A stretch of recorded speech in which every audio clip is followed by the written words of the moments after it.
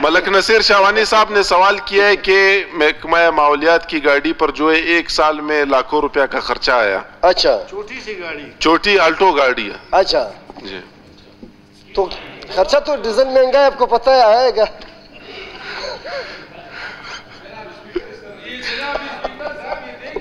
आप बैठो यार, तुम्हें क्या जरूरत है? ये क्वेश्चन का जवाब इसको बोलो, दे दे जनाब स्पीकर साहब। मैं स्पीकर से बात करना चाहता हूँ, ज़िमनी सवाल है जनाब स्पीकर साहब, इसको बोले जवाब सही तरह दे दे। मिठा खान काकड़ साहब आपका जवाब, आप जवाब दे दे। आपके जवाब बिल्कुल सही दिया हुआ है, गाड़ी चल रहा है, पेट्रोल बिल्कुल जलाएगा, ऐसी बात नहीं। खर्चा इतना ज्यादा तो जा नहीं सकता है। खर्चा इतना ज्यादा क्यों है? ज्यादा नहीं यार, क्या ज्यादा है? कुछ भी नहीं, कुछ भी नहीं, कुछ भी नहीं यार। महंगाई के दौर है, इतना खर्चा होना चाहिए।